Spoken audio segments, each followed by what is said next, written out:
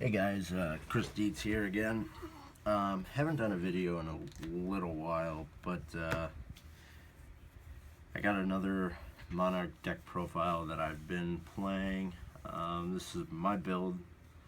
Kind of seen some other builds close to it, but just kind of somewhat went off other people's builds, but mostly, I mean, Monarchs is all together, like, mostly structure decks, so it's nobody's build ever, really. Except Konami's. But, yeah, without further ado, here we go. There's 3 Ether, which is always mandatory. Just kind of that card that's there to disrupt. And, you know, it's just a big beater to get out, or for them to have to get over on their turn, if you get it out that way.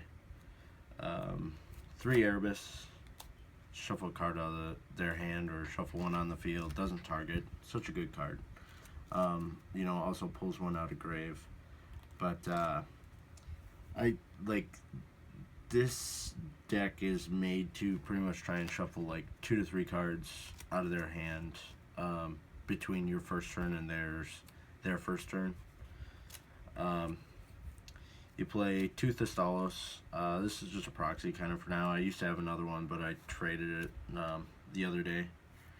I always try and like go like Mithra and have Domain, hopefully, and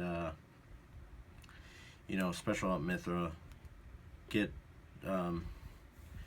Erebus or Thestalos out, but also have Return so I can search the other, and then, you know, hit another card out. And then if you can just magically get into escalation, you can, you know, and have another Erebus in hand, hit it out, hit another card next on their turn. Played 1 Caius, especially good against like game 1, going against like mirror match, you know, just to banish either all 3 Erebus or all 3 Eidos.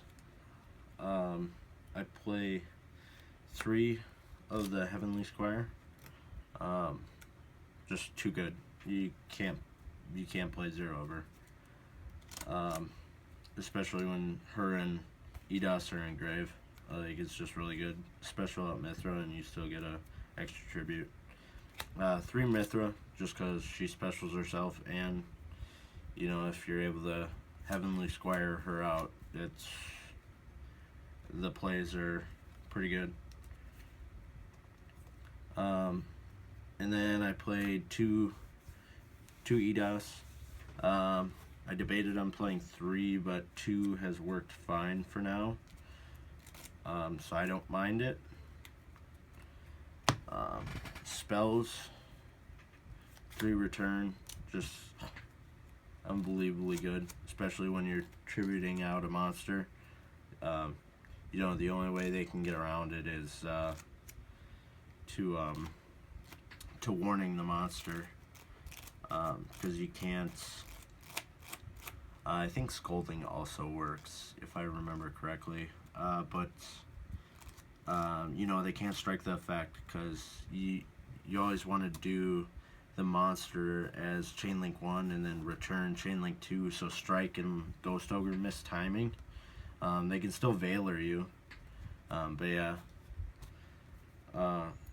Stormforth, tribute their monster, so good. Pantheism. I always like drawing into this turn 1 and another spell, because those 2 cards can, you know, I mean, you draw into not necessarily 2 dead cards, but, you know, to be able to draw into 2 other cards that could possibly make your hand better to hit cards out of their hand. And then also, you know, banish to pretty much get a 6th card going turn 1. It's pretty good. 3 Domain.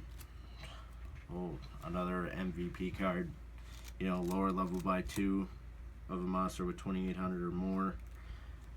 Can't beat it. And then also, you know, when you're attacking over a bigger monster tribute, your monster gets 800. let's see here. Then we got. I play 3 Strike of the Monarchs. This card actually came in handy, really good, especially when you have more than one tributed monster. Because like somebody tries to out your majesties, and you tribute one of your other tributed monsters for strike, and like I did it to a Cosmojo or a Cosmo player who tried to Cosmojo, and I just striked it with Strike of the Monarchs, so it was pretty good. And then also it helps with like Caius if you don't have a dark monster on the field, because you can just banish it and all monsters on the field become dark. It's pretty good.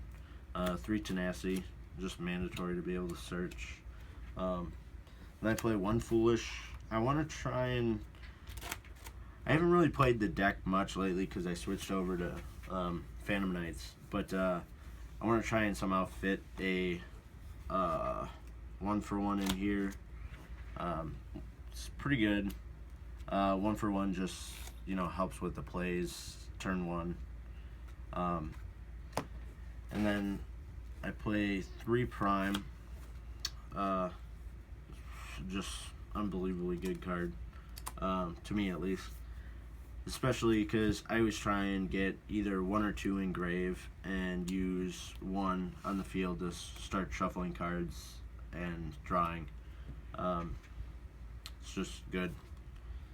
Then there's Escalation of the Monarchs. That's how you try and get the 3rd card out of their hand. It happens sometimes. I'm usually able to do like mostly 2, not all the time, but you can almost always get like 1, which isn't bad. You're them going second. They're still starting with 5 cards, so still even.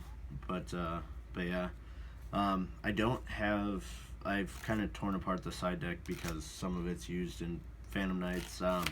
But I did play 2-3 Twin Twister, 3 MSTs, Max C's, 2 Majesty Fiends, and a BLS for the mirror match.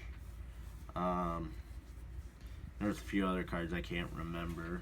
But yeah, pretty good deck. I started getting good with it. I thought about running it at the regionals here in a week, on Saturday the 16th, but I think I'm going to run Phantom Knights and just pray to God I get somewhere. Been practicing with the deck a little bit, but depending how I do at regionals, might do a deck profile after.